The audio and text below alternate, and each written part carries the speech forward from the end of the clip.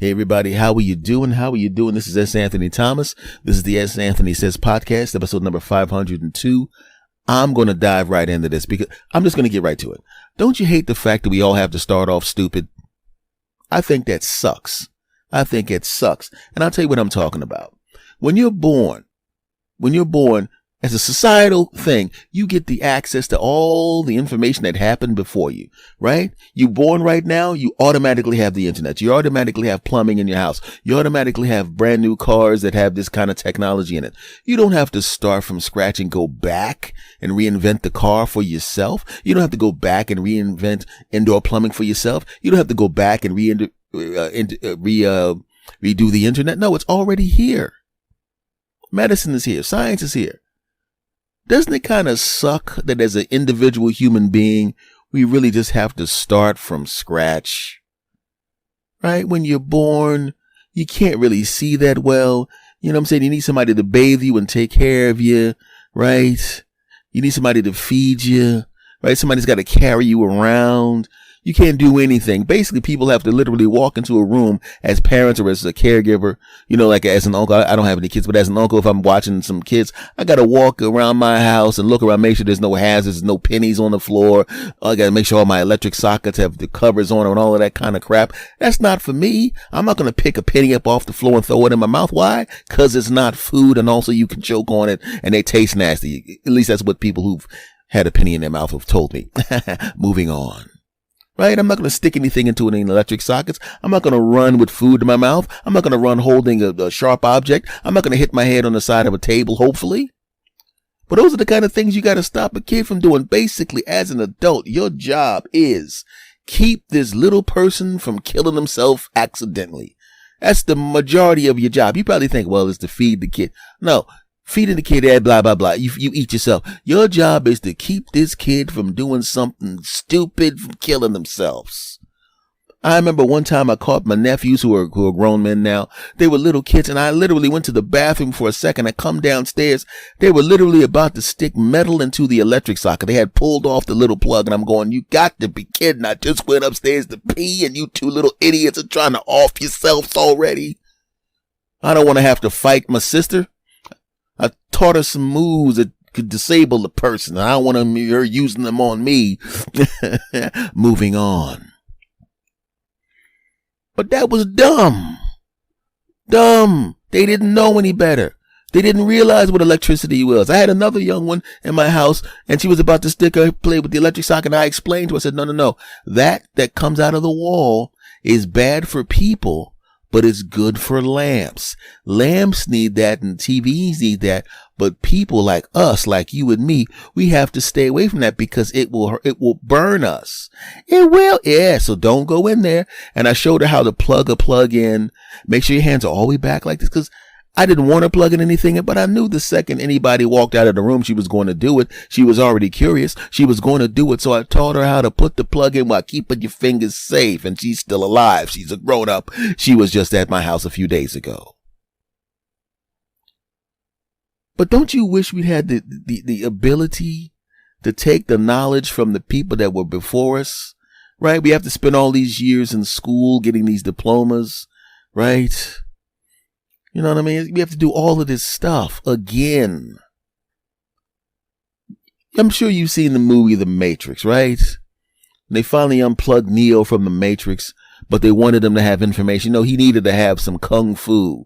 So what did they do? They plugged into the back of his head and bang, he knew kung fu. Hey, I need to fly this chopper. Hold on. They plugged in, bam, I'm now a helicopter pilot. All knowledge is just basically electrical signals in the brain. Once your brain learns how to do things, which means at some point probably we'll be able to just dump that information in your head. You won't even have to go to school. When you're born, they'll put some kind of nanotechnology in your head with all accumulated knowledge up until the point that you're born. And then when you're born, you'll just know all of that crap. Right? Just imagine having all the knowledge you have. Say you're a 30-year-old person. You've been in your career for 6 years out of college, right? But say for the sake of argument, All the knowledge you have now, all the technical knowledge and maturity, we could just dump it into your head at birth, right? Don't you realize how much time you could literally spend that first 22 years that you spent going through all of that crap, breaking up with this person, going through all of that crap. Hey, don't say anything to strangers. Don't do that. Hey, don't park your car next to a van. You don't want to get anything happening to you. Hey, don't eat that. Don't do that. Imagine if we could dump all that knowledge right into your freaking head and you had it automatically. What would we do with ourselves if we didn't have to go to school anymore? If all the knowledge we needed was just dumped into our head? What would it be like as an infant? Right? Imagine an infant. Granted, you can't do anything about the body. The body's still going to be a baby body. But imagine if you had the knowledge and the maturity of a 30-year-old person from birth. Right? You would come out of your mouth and the doctor would go, hey, so how'd you like it in there? And you go, well, it was actually pretty. Oh, whoa, that's kind of weird. I'm breathing air on the outside of the body. I guess you might as well cut this umbilical cord. It's not like I'm going to be needing that, huh? Be careful. I don't want to have an outie. Okay. I want to have an navel. Okay, doc? Okay. It's a little cold in here. Could you wipe this placenta off me, please? I mean, it's basically like just imagine having a cold shower. Okay. Get this placenta off me. It's kind of grossing me out a little bit. Okay. Okay. Could you hand me let me high five you. Crap. Well, high five me. My motor skills haven't developed yet. I'm still a baby, remember? Okay, hand me to mom now. Hey, baby. Hey. Remember, I'm one of the first babies with the nanotechnology. You don't have to do the baby talk right now. In fact, could you do me a favor? I can't really see that well. My eyes haven't developed to the point where I really don't even really know what you look like. Could you read me the newspaper, please?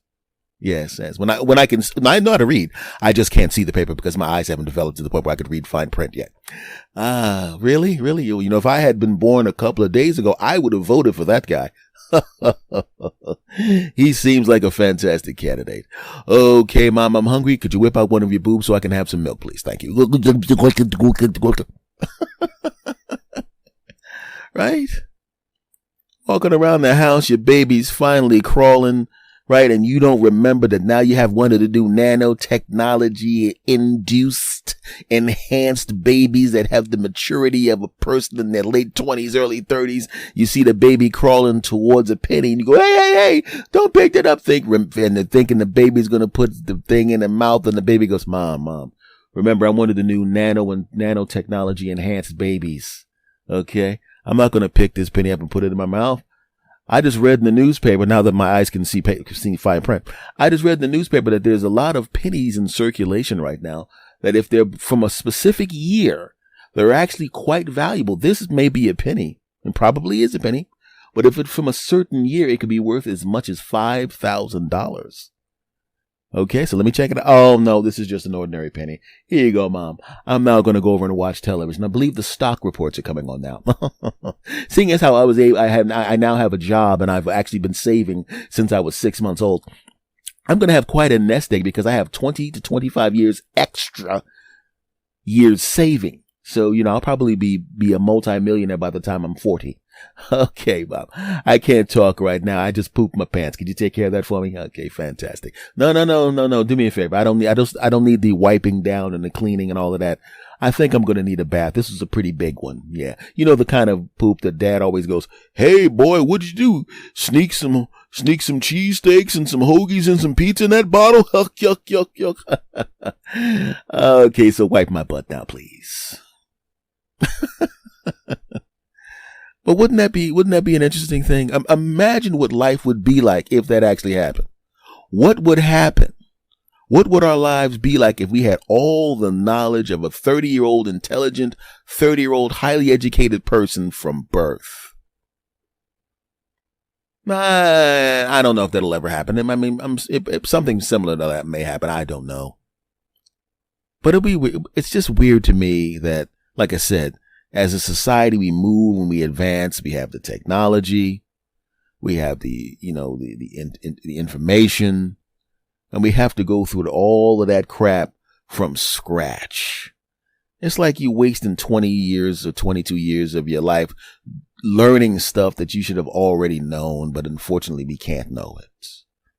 We got to do our own thing. We got to find our own way. And the funny thing about it is it actually applies to adults too. I talked about, I don't know whether I talked about it on this podcast or my other podcast, but I'm going to rehash the story because it kind of falls in line with this. And there's a lot of new people listening to the podcast. And it applies. Because normally I like to tell news stories, but this applies, so somebody get to it. Working in a sales office, and I was one of those people that was always in the top 10. We did sales and we did surveys. I was always in the top 10. So I knew what I was doing, right? And there were some new people coming in, and I kind of befriended them a little bit. We weren't close friends, but we were cool, right? And I'm going, these people are nice. You know what I'm going to do? I'm going to hip them to the game, and I'm going to let them know what's up. So I pulled a couple of them to the side that were near me, and they were doing pretty good. They weren't anywhere near where I was, but they were doing pretty good. And I said, you know what? I said, be careful now, because if you burn out all the sales or survey leads, what happens is the data stops and the new data set doesn't come for a couple of days. So, for example, if you burn through the leads 10 days early in the month, right? The new data set's not going to come for a while. So you literally will still be employed, but you will be at home not earning money because you burn through the leads. Sometimes it's a couple of days. Sometimes it could be as much as a week. But if you go through the leads methodically and smoothly and try to do your best with each specific phone call, mining as much as you can and being as much of service as you can, there will be a steady flow of leads and you won't have any days off work. And I'm looking at them and they're smiling. Yeah, man. Thanks. And they're smiling. And I'm thinking, great. I just hooked them up. They were nice people. They were pleasant. They were doing a nice job. I'm going to hip them to the game and make sure they understand what the groove is. And that's what I thought. I'm in the break room.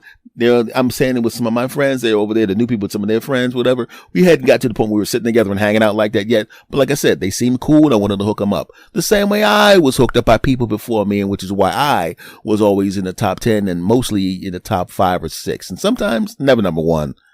I was number 1 during the part, but there were some people that were just so unbelievably talented at sales and stuff that, I was happy to be in the top 5.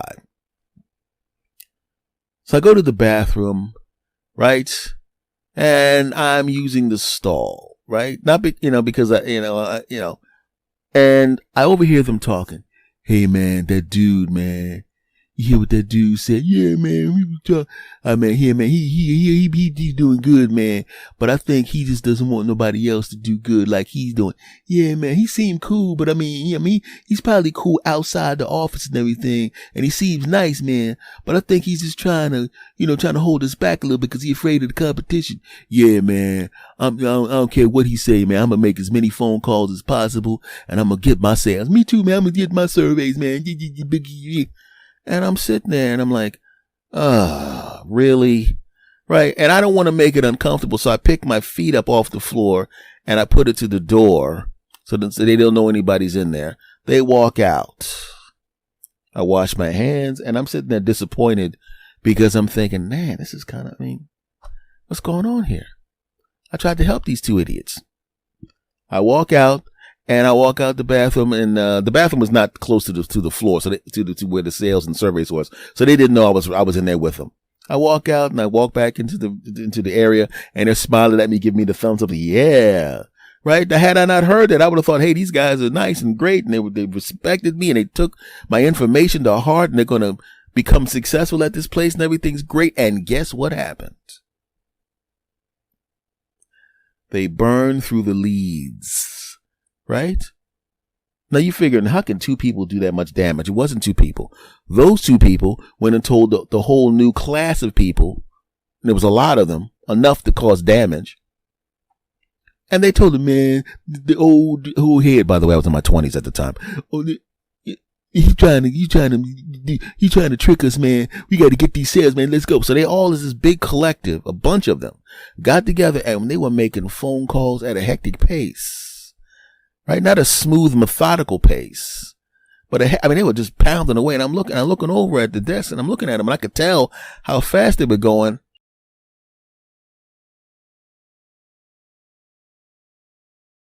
And I instinctively knew there was going to be a problem. right? Early in the week, they're doing this like early in the week. This is Monday. This is early in the process, and they're just churning through and churning through and churning through and churning through. And about 3/4 of the way through the project, the manager walks out. Everybody, huddle up. Okay, everybody's been doing a pretty good job, but we have now burned out of the leads. The new leads will be, and this is like Wednesday. The new leads will be here next Monday or Tuesday. So at the end of the day, just clean up your calls, and at the end of the day, we'll give you a call Monday or Tuesday to let you know when to come in. Right? And then he goes, okay, veterans, come here. I was one of the veterans. Come here. I want you to meet me in the office. He takes me in the office and takes the other guys, some of my friends who've been there for a while, takes us in the office and says, listen, we're going to put you on a project because we're going to keep you guys working. So we're going to move you over to this. And we did some kind of thing for Investors Business Daily or some crap like that, right? So we were still working. Those morons had to take a few days off, right? So I shake my manager's hand. We all shake hands. Okay, we're going to, in fact, go over there right now for some training. Okay. So we walk out the office, and we're walking to the other place, getting little pieces of paper and little forms that we got to fill out and all over there to move work for this project. And you see the other people sitting there with this shell-shocked look in the face, like, and I'm walking by and I'm looking at them. And I kind of have a look on my face. The look that you see on a football player's face that scored a one-handed touchdown, right? They scored like a one-handed touchdown that won the game. And they're basically giving a face as if to say, yeah. Not to completely and overtly rub it in, but yeah. When I looked at them, and the two people that spurred on this ridiculousness were looking at me, and I looked right at them. And I had a look on their face. On my face, I should say. And they looked back at me. And I think at that moment they realized somehow I knew. And I just shook my head, walked into the other room, and made some money while these idiots had to take days off. It's the same thing that I just described in the earlier part of the podcast. Information that existed that was refined over time, given to you. Right? What about they took that information? They wouldn't have lost 4 or 5 days of work. They chose not to take that information. It's always good to take advantage of the information that's given to you. That's why I would love it to have had all the information that I have right now as a middle-aged cat when I was younger. Maybe not as an infant. We don't want to get stupid with it. Let's just say at 18 or not, say at 18, as soon as you turn 18, they inject you with some nanoparticles and you have the maturity of a 56-year-old guy or a 60-year-old guy or a 40-year-old lady or a 40-year-old guy or not 70, but you know what I'm saying? Just somewhere around there. Give you middle-aged maturity, somewhere between 40 and 60, middle-aged maturity into an 18-year-old. Imagine what life would be like in that situation. I'm not going to draw any more scenarios, but you get the point, right? But a guy can dream, right? It would be better. Let me have the knowledge I have now and just make me have the health and vitality. I mean, I'm cool. I'm not sick or anything. But have the health and vitality of someone much, much younger. That would be cool. Anybody got any medicine for that? I don't mind taking steroids. Moving on. But you know what I'm talking about, right? Of course you do. Well, folks, this has been episode 502 of S. Anthony Says, also known as the S. Anthony Says podcast. I have another podcast called the S. Anthony Thomas Show. Check that out as well. This podcast and the other podcasts, they've been around long enough that literally any place that plays podcasts has both shows. Okay, you literally can just go online and look my name up, S. Anthony Thomas. My YouTube will pop up, which is Mr. S. Anthony Thomas. Both podcasts will pop up. My social media will pop up. Or you can just go to Linktree/S. Anthony Thomas. Bang. But just look it up and you'll see all my stuff. If you haven't subscribed to this podcast, I say do it now, dagnabbit. If you haven't listened to or subscribed to the other podcasts, get over there and get to listening and subscribing. If you haven't subscribed to my YouTube channel, why haven't you? Get over there, get to subscribing. Much love to you all. I will see you again next time. Take care, my friends. Take care.